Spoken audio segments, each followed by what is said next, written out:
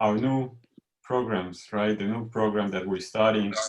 We're very, very excited that we're going to be able to come, in a sense, live to everybody on this type of setting and these classes through these platforms. And, you know, we're looking at something very special because although, you know, we're going through somewhat, you know, a trying time, we're experimenting with all of this. And so we're learning a lot and we're getting a chance to be in touch at the same time. But also I think that on the long run, we're going to be able to use these platforms in a much, you know, more looking towards the future and be in contact a lot more and have a lot more sessions like this, classes and otherwise other things. So we really, really look forward to that, God willing. And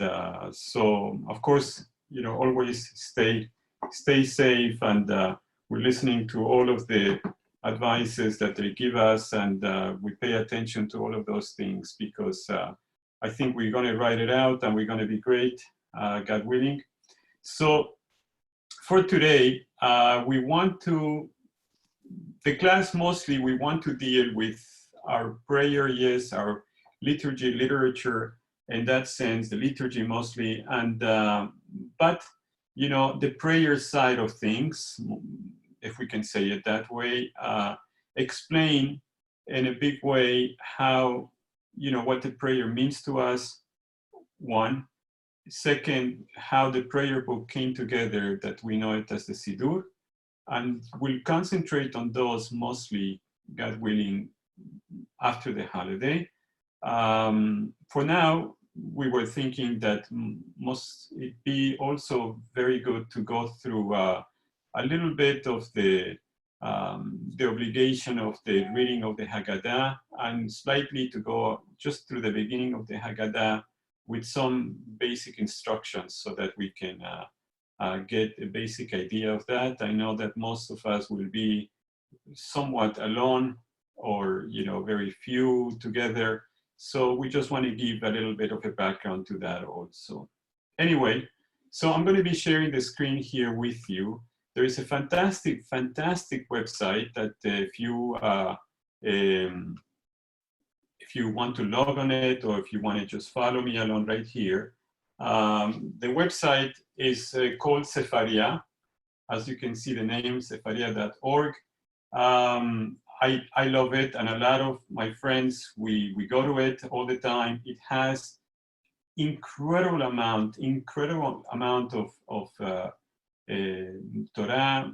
It has all the rabbinical writings. It has a lot of the material is translated, so it's really, really good in that sense. If you like to use it at some point, anytime, you know, in the near future, it's really very, very complete, and constantly they're filling up with a lot more material, and it's really great. So anyway, for our purpose, what we'll do today, we'll do a little bit the discussion of the reading of the Haggadah for the night of Pesach, which it will be next week on Wednesday night, right? So Be'ezrat Hashem. So this is what we call the sources. That the source that we'll be reading is called the Mishnah Torah. Now, just to give you a quick background on the Mishnah Torah, one of the greatest rabbis, maybe the most, one of the greatest geniuses in the last 1,000 years, and he lived approximately a little bit over 800 years, was Maimonides, Rabbeinu Moshe ben Maimon, born in Cordoba, Spain, and died in Egypt. Rabbi the Rambam, as we know, and Maimonides was not only a rabbi, was a doctor, but he was able to write one of the most incredible codes of Jewish law. There has been nothing like it, right? It was the way, so let me just back up a little bit. You know, Jewish law relies heavily on the Talmudic writings of our rabbis from the 4th century, from the 5th century. Our rabbis in the 4th and the 5th century were basically, the rabbis that we talk about were basically based in Persia, today Iran, Iraq, and the area of the north of Israel, the Galilee area. They composed what we know as the Talmud. 2 Talmuds were composed. One of them was the Babylonian Talmud, those are the rabbis in Iran, Iraq, and the other Talmud was composed in the North Galilee, is known as the Palestinian Talmud or the Jerusalem Talmud. At any rate, because these were the leading rabbis, and you understand that what we mean by leading rabbis, there are the rabbis that not only discuss the law, but they legislate as a body of legislators, almost like a little senate of sorts. And this would be a government in exile back in Babylon. So they legislated for the entire Jewish people, closing this legislation at about the 5th century.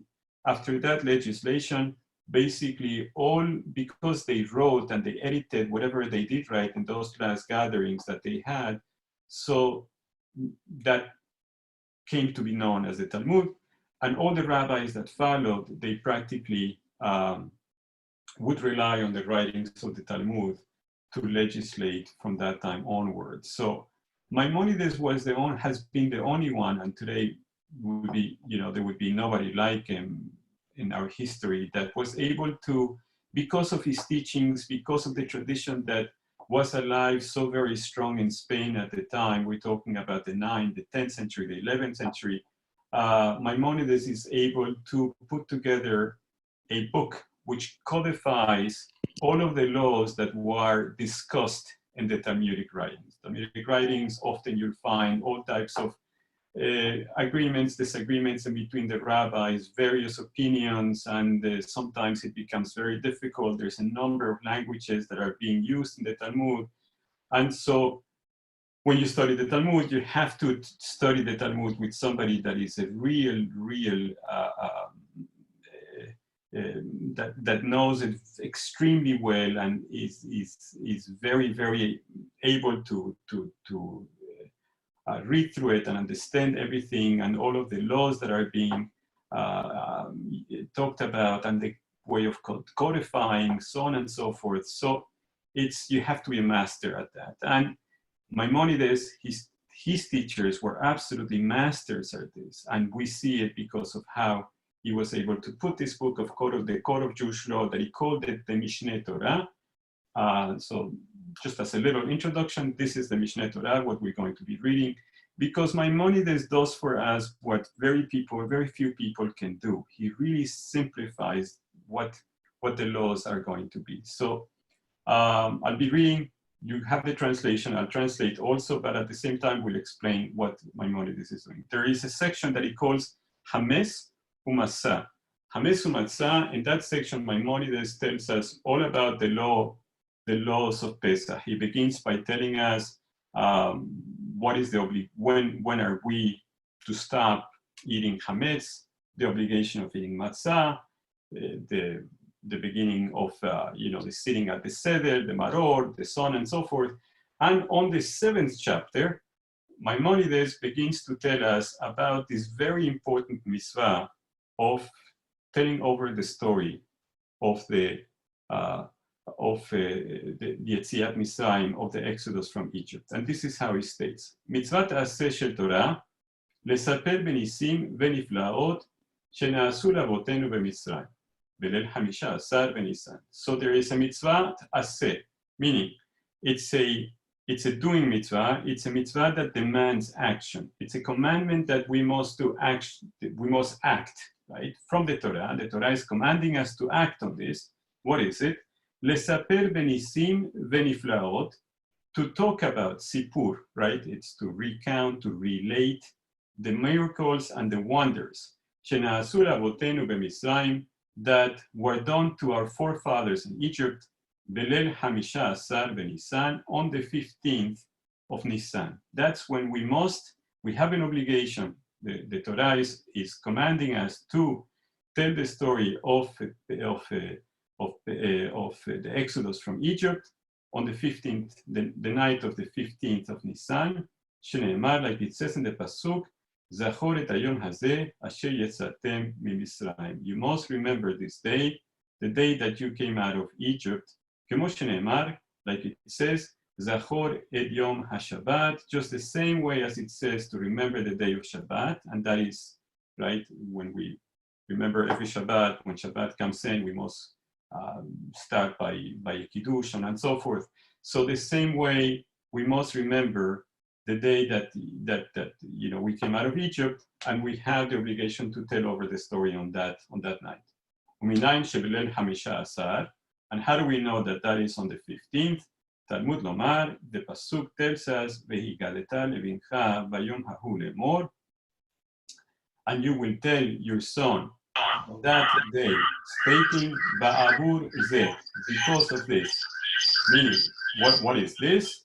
The rabbis teach us, "Besha'a sheyesh matzah umaror munachim lefanecha." At the time that you have matzah and you have the bitter herbs, right? The maror are placed in front of you, right? Meaning that Maimonides already explained in the earlier chapters that in the old days, in the time that the temple was standing, there was a sacrifice that was brought in the afternoon of that day, of the 14th. During that sacrifice, they were also obligated to eat matzah, maror, so on and so forth, and so meaning that was already there from the time of the 14th, and so the rabbis are telling us that since that's already in front of you, we already explained that to you, right? So that means that leads us into the 15th, where you must tell the story on the night of the 15th. And now this is very interesting, very interesting what follows, right? So now the Rambam just did what the Talmud does, bringing us the verses that teach us where do we draw the teaching from, right? But then the Rambam is going to tell us how to perform this. How do we perform this commandment? And he says, and even though this person might not have a son, right? Even if they're the greatest of sages, they're obligated to tell over, to relate over the story of the coming out of Egypt.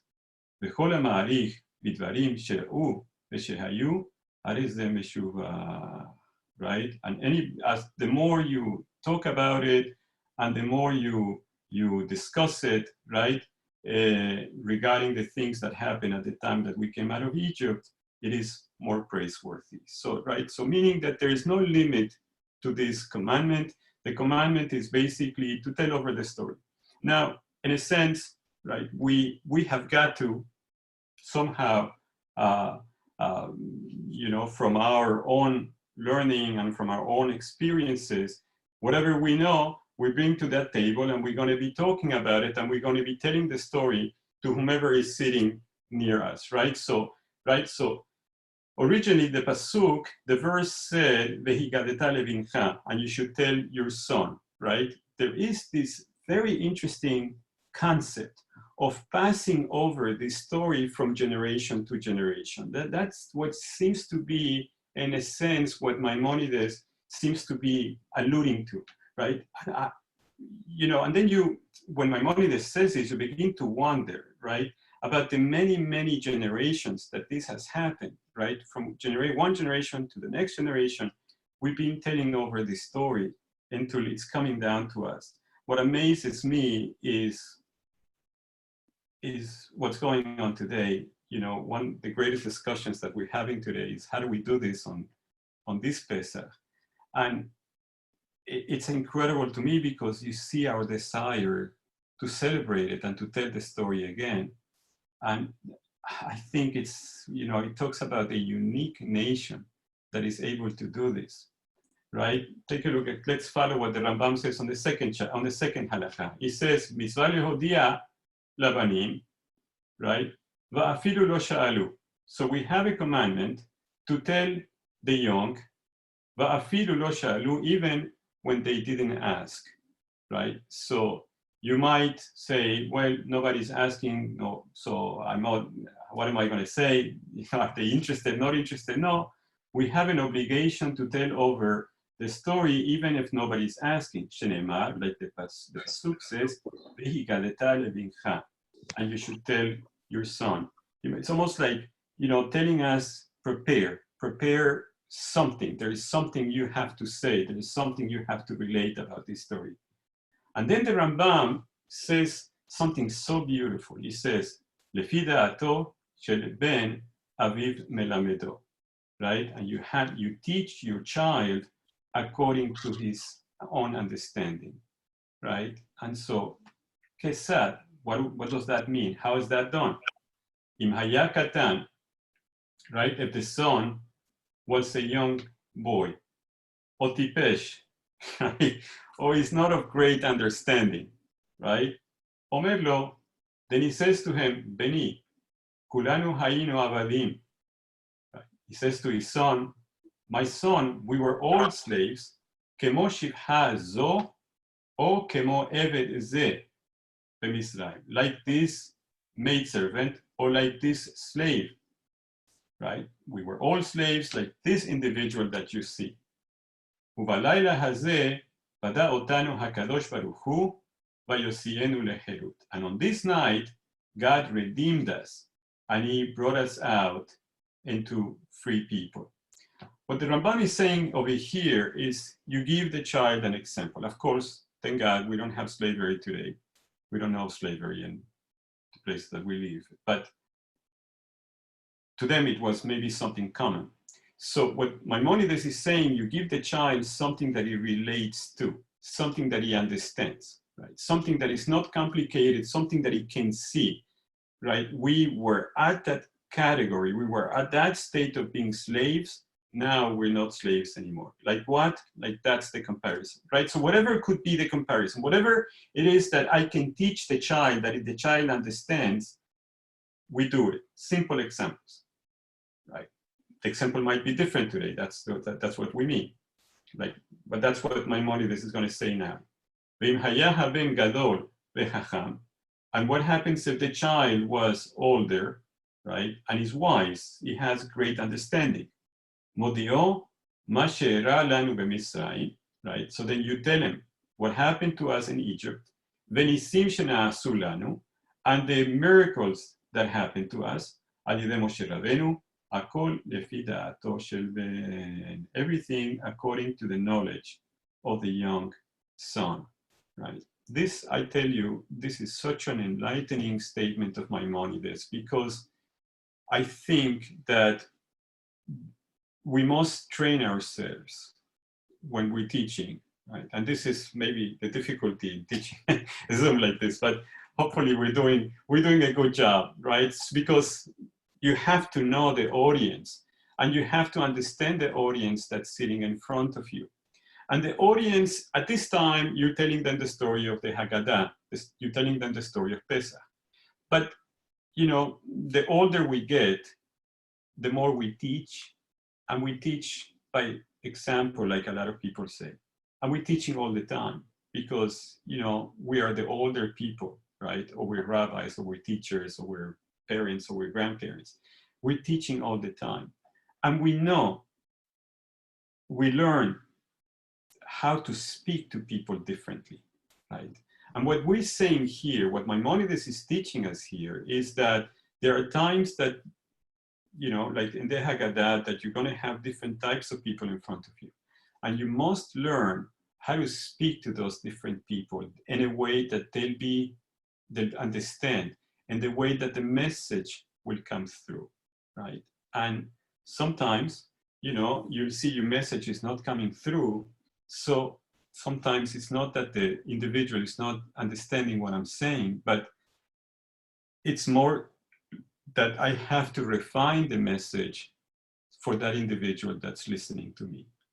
And that's very important, right? And that's one of the things that one of the very important parts of the mitzvah that we're trying to accomplish on that night. We want the individual that's listening to the story to get the message of the story fully, right? And so take a look at what Maimonides is going to teach us now. He says, "Besarich la'asot shinui balayla hazeh," and you must do something different on this night. What do you mean by that? "Kedei sheiru ha'abanim ve'yish'alu," in order that the children see and they ask questions. "Ve'yomeru," and they will say, "Ma nishtana halayla hazeh mikol ha'leilot." They're going to say, this is a real question. Why is this night different than all other nights, right? Ad sheyashiv lahem ve'yomar. So he's able to respond to them and say, ve'yomar lahem, kach v'chach era, v'chach v'chach haya. And he can say to them, this such and such happened, right? And such became.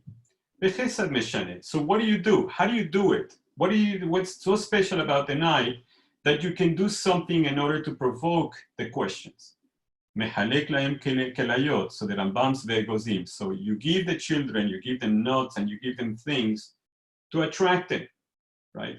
I mean, in those days it's candy or something like that you're going to give them today. But in those days, they give them nuts, things that are tasty to them, attractive. And all of a sudden, ve'okerim hashulchan milifnehem, kodem sheyochelu. And then all of a sudden you take the table away from them before they eat. You see, the type of table that we're talking about here is like in the time of the Romans. The people sat maybe on long beds, like in couches, and laying on the left side, right? The only hand that's free to eat is the right hand. And in front of them, the servants would pull up little tables full of all types of foods, right? And the different people are laying down, each one in a small couch like that, and there are small tables being brought to them. And that's the way the people ate, especially if they were a little bit more of a higher class. And so what we're doing on this night, okerin et hashulchan, it means that that table is pulled away. So what happens? Of course, the person that doesn't know what's going on is going to ask a question. V'chotefin matzah ze miyad ze, right? And they take the matzah from one hand to the other. V'chayoseh bidvarim ha'elu, anything like that, right? The one thing that you want is to provoke questions. Why are you doing that? What's happening? Ma nishtana halayla hazeh, right? The things that we say on the night of Pesach, they really have meaning, right? So why are you doing this? And why are these things so different? So then you can have an opening and then you give the answers that, of course, are going to follow, right? Take a look at what Maimonides then tells us. Imen lo ben, ishto shoaleto. If there is no child, there's the husband, there's the wife, right? Whoever knows more, somebody's going to ask. The wife is going to ask the husband, okay, there's an obligation to tell the story, so she must ask. En lo isha, if the man in this case is not married, sho'alin ze et ze ma nishtana halayla hazeh. Let's say there's a bunch of individuals, they're sitting together, there's no wife. So they ask each other, ma nishtana, what's going on tonight? Ve'afilu hayu kulan hachamim. And even if they're all great sages, people of knowledge, the idea is that you increase your knowledge on this. Haya levado, if he was by himself, sho'el le'atzmo, you still have to even ask yourself in that sense. And that might apply to many of us on this holiday, where unfortunately we're going to be sitting maybe lonely by ourselves, right? But the Rambam is telling us, you have to, in a sense, prepare. Ma nishtana halayla hazeh, right? There is, just as a note on this, I think that there is great amount of literature today that is accessible to us before the holiday. Material that we have not been able to read because of whatever goes on through the year, and then we can put to the side. And on the night of the Seder, we're going to be alone, or maybe 2 of us, or maybe 3 of us, not many, right? There is incredible amount of material that we can read on the Perashot, which are in the beginning of the book of Exodus, all from Exodus 1 through Exodus 13. It's the whole coming out of Egypt. Then on the next chapters, you have the crossing of the sea. So you might want to read a little bit more about that. You might want to read commentators on that, prepare commentators for the night. If you're going to be maybe 2, maybe 1, you might want to just prepare on that and fill yourself up with information on that. It's very, very enriching. And this is part of the mitzvah that we're talking about. If I'm alone, I might want to enrich myself with all this knowledge. Today, there is archaeology that they're discussing, and all other types of things that all other types of knowledge that we can, try to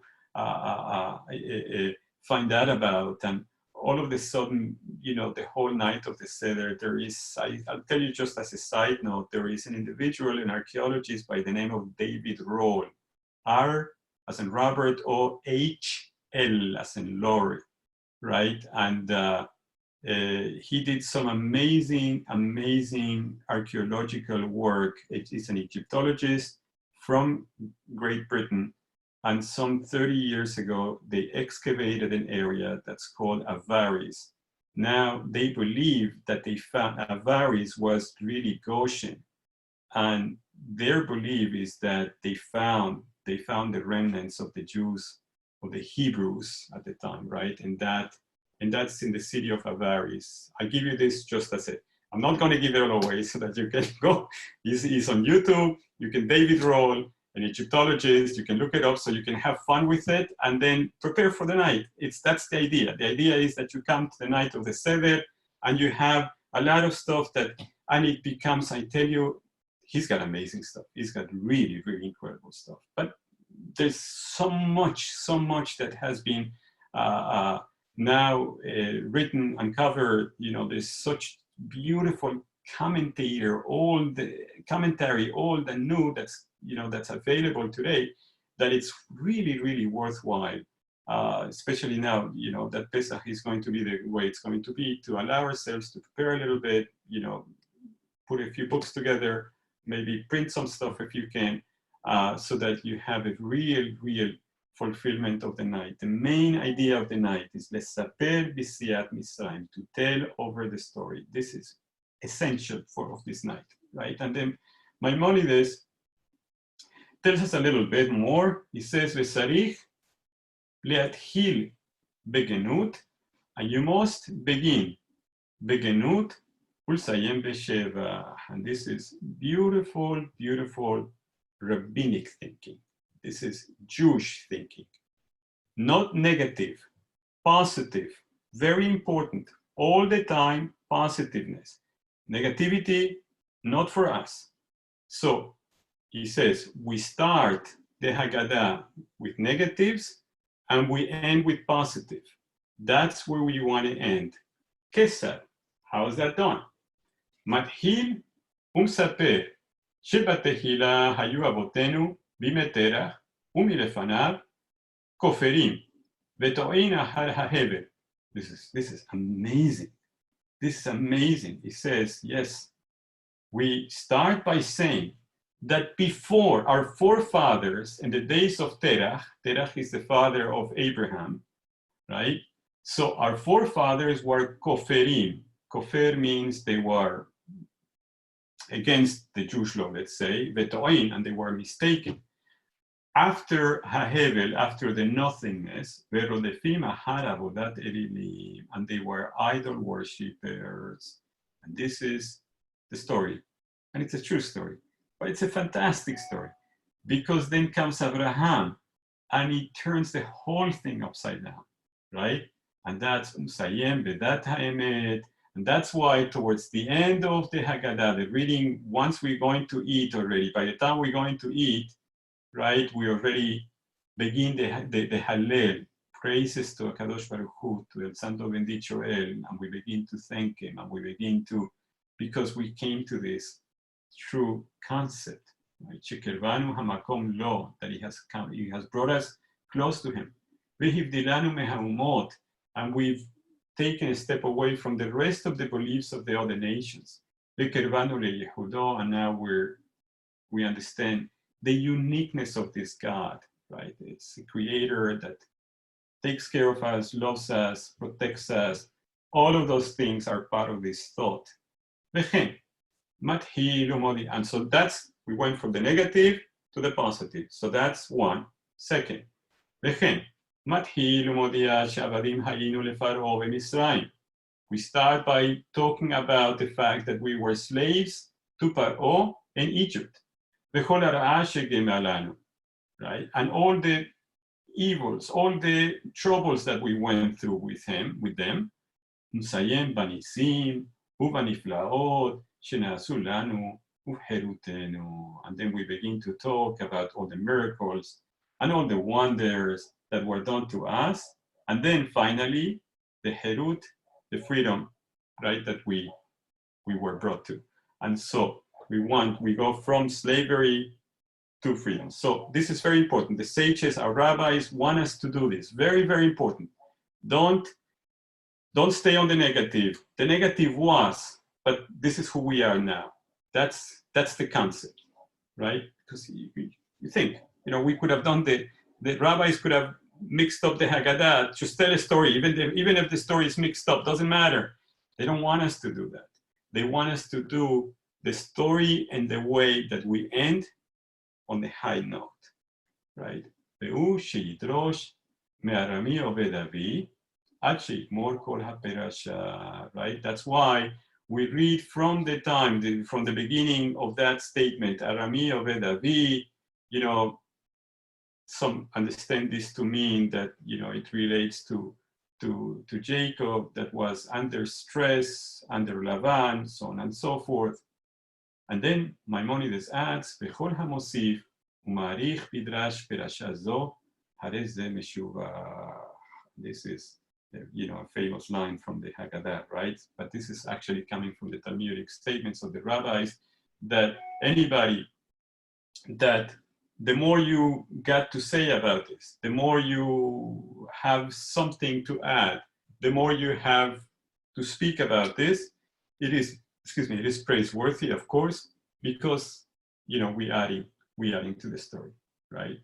And then we say, right, so what are the things that are the most important parts of that story, right? Of course, we're talking about what we just said, but these are some of the other things that we must say.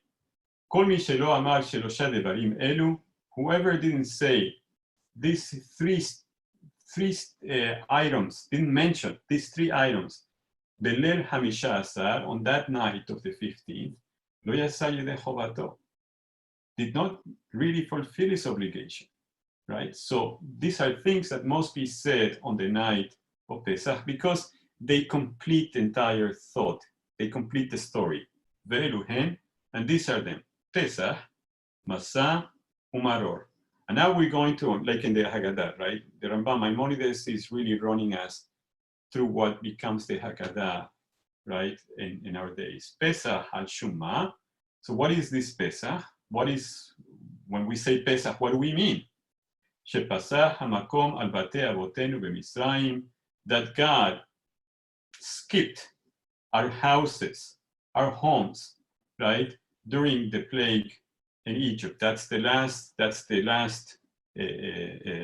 Makkah, the last plague that came down in Egypt, and right, that's the Makat Bechorot, right? That's the death of the firstborn, right? And so, if you remember the story, the people they made a sacrifice, and they prepared to eat matzah maror that night. And as they did that, they put a sign of blood at the entrance of the homes, right? And so they were instructed those by Moshe Rabbeinu.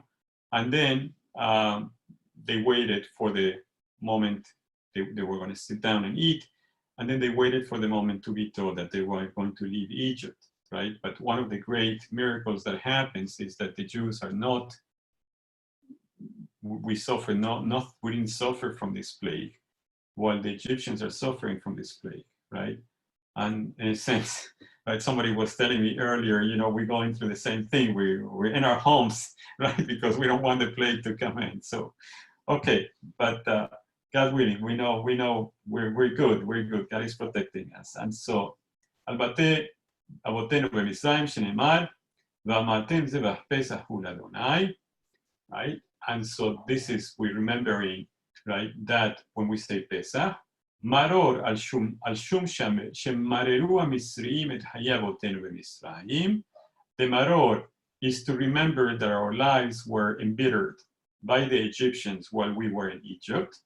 Matzah al shem shenigalu, and the matzah becomes the symbol of our freedom, the fact that we were right, that we were redeemed in Egypt. Udvarim ha'elu kulan nikra'in Haggadah. And now Maimonides concluded for us. He told us now, all of these things that we talked about here in the last few halachot, in the last few lines, right? This and what we talked about in the earlier laws, that's what we call the Haggadah, right? And Haggadah comes from the idea lehagid. Lehagid means to say, to relate, right? And now we've learned how to relate, what to relate, how to relate, right? And so, and our obligation to do so. Very important, the next statement that he's going to tell us. He says, Bechol dor vador, in every generation, Hayav Adam leharot et asmo keilu hu be'asmo yatsa. Ata misha'evud Mitzrayim. This is some type of a line. And this is also part of our Haggadah that we read on the night of Pesach, right? He says, in every generation, Hayav, Hayav Adam, we are obligated, a person is obligated, leharot et asmo, to make himself keilu, as if hu be'asmo yatsa ata misha'evud Mitzrayim, as if he himself came out of the slavery in Egypt. You know, I was talking to a major psychologist some years back, and he told me that this line is so fundamental for the way we think. The fact that, you know, for so many generations, we've passed down this very thought to our children, to the next generations. And because in a way, this is a very important part of our nation. Pesach, Passover, the breaking away from slavery, freedom, is a very important part in the psyche of the Jewish people. And what he was explaining to me is that when you make a statement like this, and you sit around family members, people, and you sort of relive the moment that, well, we weren't there, but he says, because we do it the way we do it, in our minds, it goes almost into our DNA almost. He says, the impact is so great that this is part of the DNA of a people. So when we make this statement, right, this is in a sense what we're doing. We're seeing ourselves that we were in Egypt at some point, and now we've become free. But that's the great part. We're free people, and we are, in a sense, bringing that into our conscience. We are free people. We are free people, and this is meaning that I am completely free to make my choices in life. I'm responsible for my choices too. This is great. So I make my choices from now on. Nobody is on top of me, because the whole story here is playing more than in one level. You understand? It's playing on the level of physically we're free, but mentally we've just learned that we're free. We're free people. God, the Almighty, El Santo Bendicho, just gives us this. Absolutely, you're good. You decide your own destiny. You're free. You're free. And this is an amazing thing that we keep on saying. So, להראות את עצמו כאילו הוא בעצמו יצאת משעבוד מצרים, שנאמר, ואותנו הוציא משם, like the pasuk says, and he brought us out from Egypt. והדבר הזה ציווה הקדוש ברוך הוא בתורה, and this is what the Torah commanded in the Torah, וזכרת, כי עבד היית, and you shall remember that you were slave, right, in Egypt, כלומר, כאילו אתה בעצמך היית עבד. You have to think as if you yourself at some point were at that stage. ויצאת לחירות ונפדית, and you were redeemed, right? And now you're free. You're a free person. So fantastic.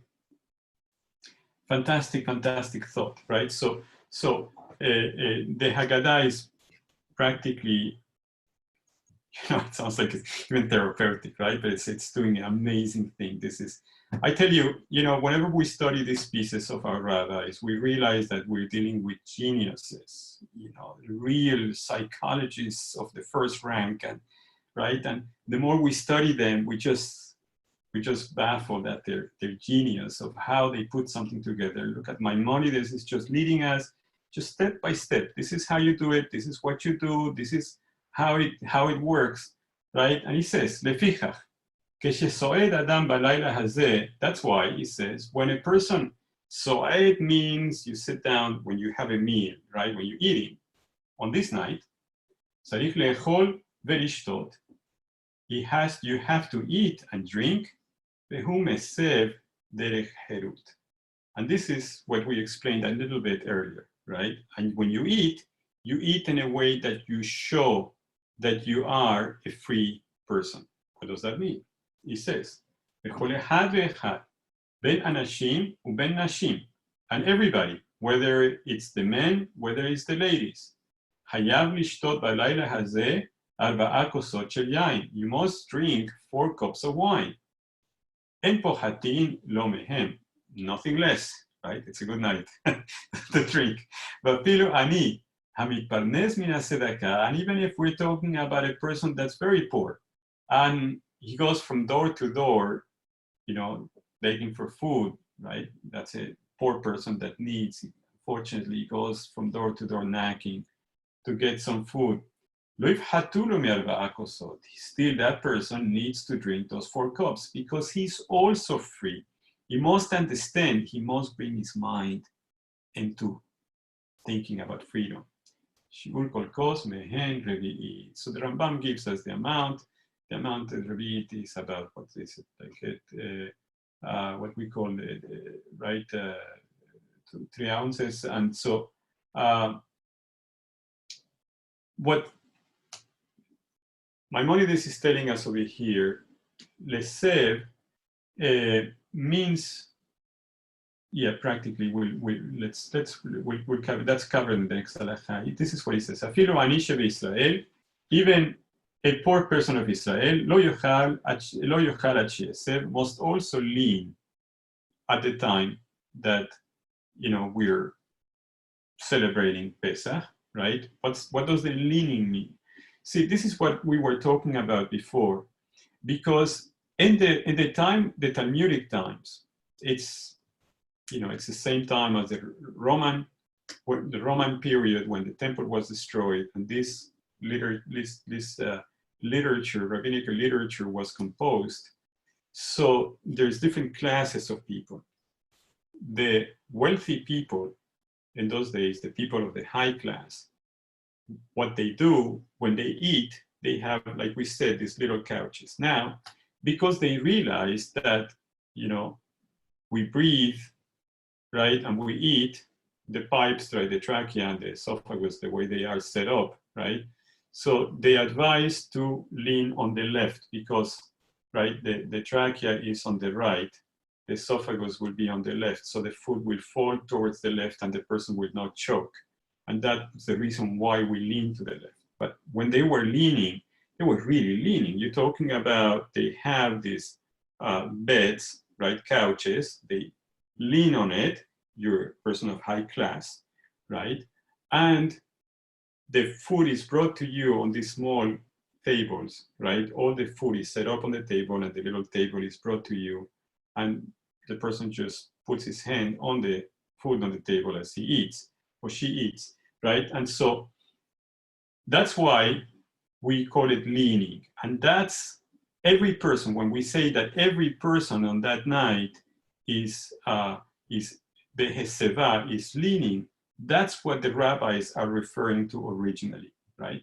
That's why Maimonides says over here that even if he's a poor person, a Jewish poor person, he cannot eat until he leans. He's also free. Isha ena sericha heseva. A woman, she does not need to lean.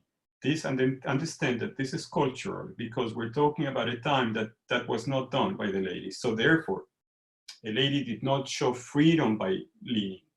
They need to do it, right?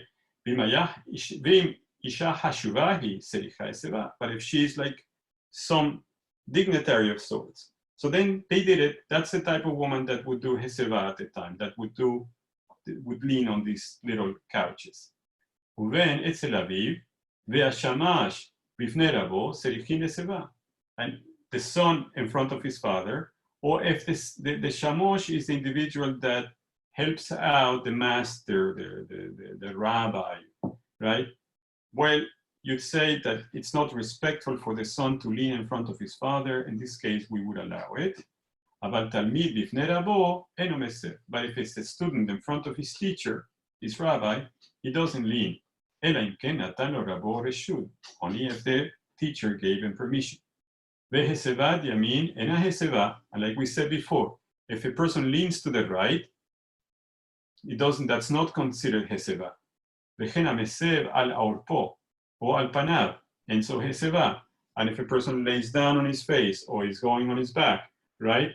That's not either considered to be, for a person to be considered to be leaning, right?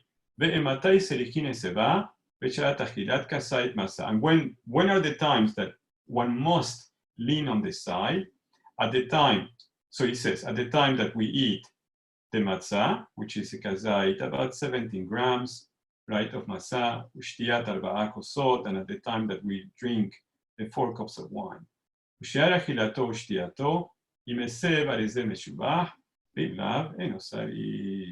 for the rest of the night, right, if he's leaning, then it's fine. If he doesn't lean, then there's no obligation. Only for those parts of the reading of the Haggadah.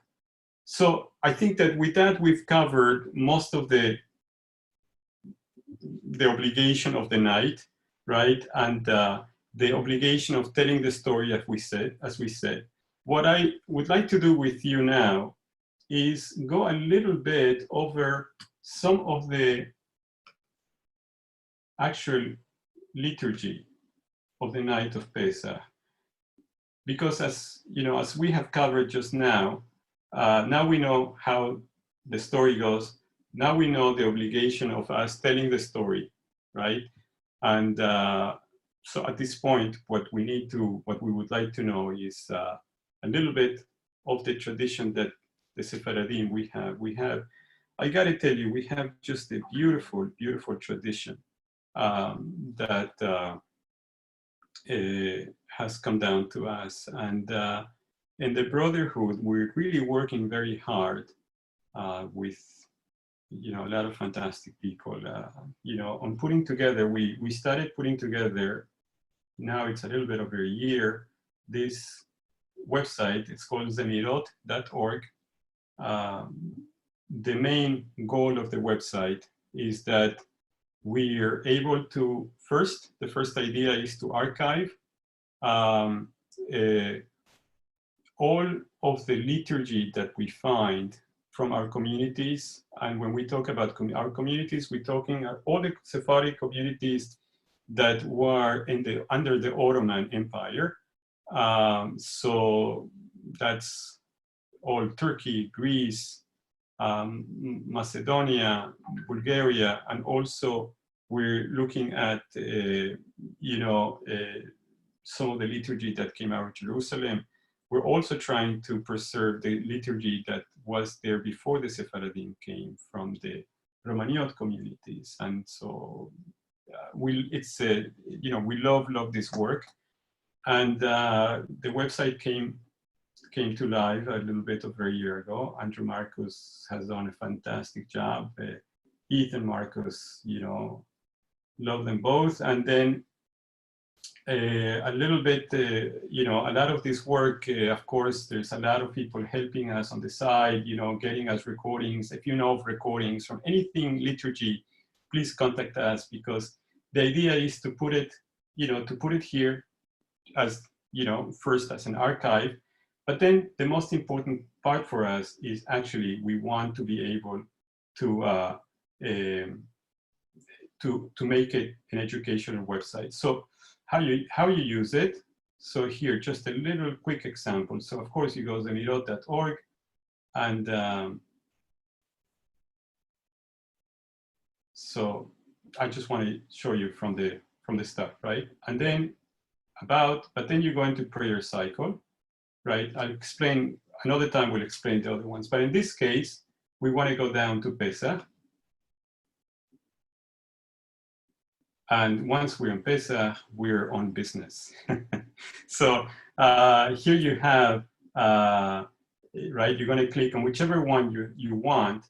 Right now, we got 3 Hazanim that were recorded, and they are basically chanting and guiding us through the Siddur. So for instance, I have to tell you, I know some of you know him, Hazan Ike Azos, and he's so wonderful. I tell you, what a special man. So let's go, for instance, over here, Elahmania, where is he? Okay, no, one second. Yeah, here.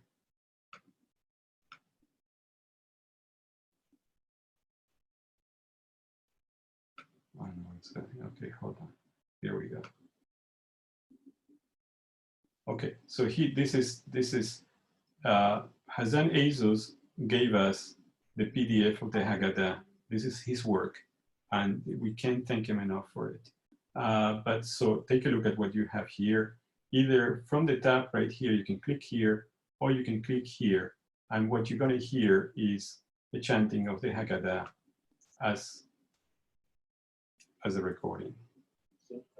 Once again, and you say, Magid, hincheran los vasos de vino y irán la Haggadah.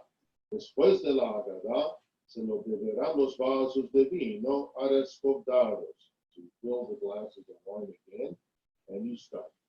Halachma anya, hi achalu avadana, be'arat Misraim, hal bichvin yete ve'yechol, hal bitzrich yete ve'yitzach, ashata acha, לשנה הבאה בערעדי ישראל, השתה עבדי, לשנה הבאה בערעדי ישראל בני חורי.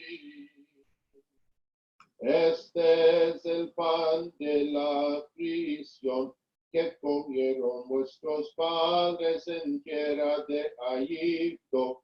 Todo el que tiene hambre, venga y coma. Todo el que tiene de menester, venga y pascue. Este año aquí, el año el viñen en tierra de Israel. Este año aquí, siervos, el año el viñen en tierra de Israel ellos fueron. Fantastic, fantastic. Once again. So this is, we have the entire Haggadah here.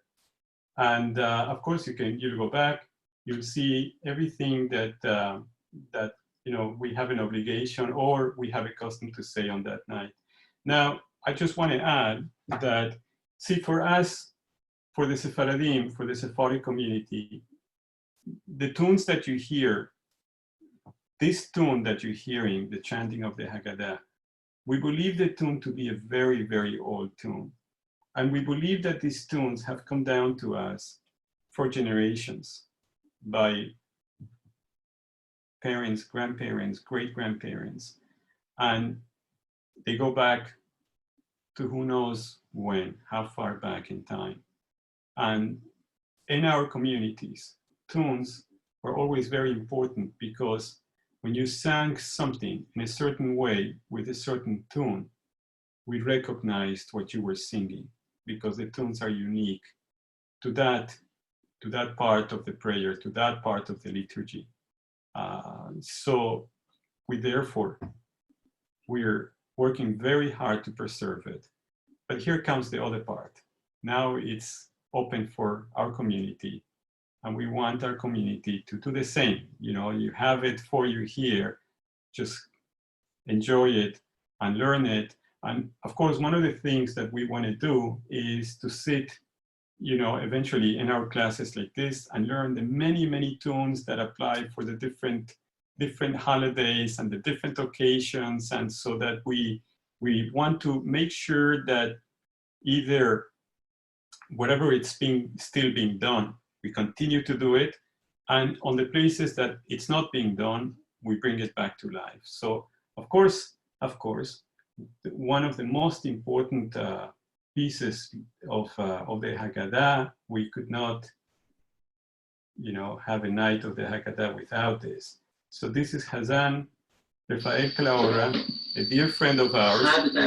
He's from Istanbul, he's now in Mexico, and he's going to sing.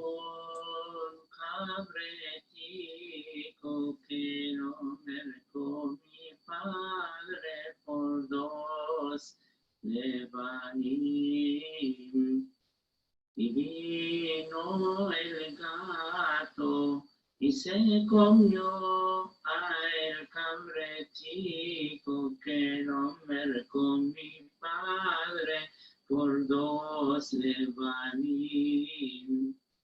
Y vino el perro y murió al gato que comió al cabretico que no mercó mi padre por dos levanín. Y vino el palo y ajarbó al perro que murió al gato que comió al cabretico que lo mercó mi padre por dos levanín.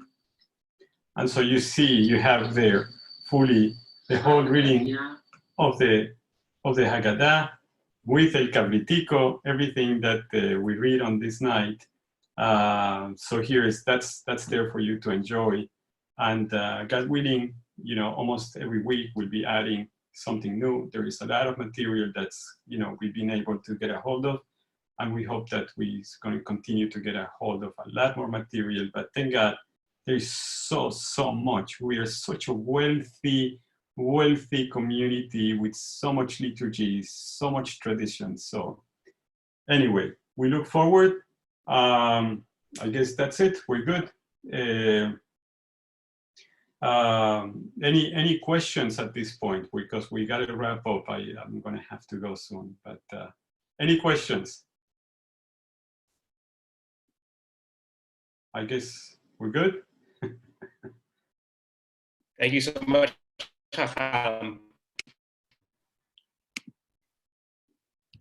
Okay, good. So, all right. So it's been a pleasure, and we'll be in touch. And God willing, we look forward to the many more times that we're going to meet together. God willing. Pesach Alegre to everybody, and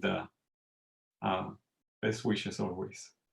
Just a reminder to everyone, Tonight, we have an additional class starting at 9 p.m. Eastern Time with Rabbi Daniel Buskila in partnership with the Sephardic Educational Center. It's on Pesach in times of emergency and the Sephardic halakha and perspectives on what to do in times of crisis. So we encourage you all to join that tonight. And then also tomorrow, we have 2 additional classes, one with Mr. Albert Maimon on the beauty of Sephardic life, on customs and Sephardic traditions, including Ladino language and culture, as well as a class in partnership with the Sephardic Adventure Camp with the Chacham Are Greenberg on Coca and La Boca. It's a cute, fun camp activity where there are little Joja stories, cuentos in Ladino, riddles, and fun camp things and songs that we encourage both kids, young at heart, both adults and children are more than welcome to join. And we encourage you to keep lookout. Starting next week, we're going to include new Ladino classes, Intro to Ladino, and a special cooking class, special for Pesach. So keep an eye out. Great. Thank you so much. Thank you for the help, Ethan. Thank you so much.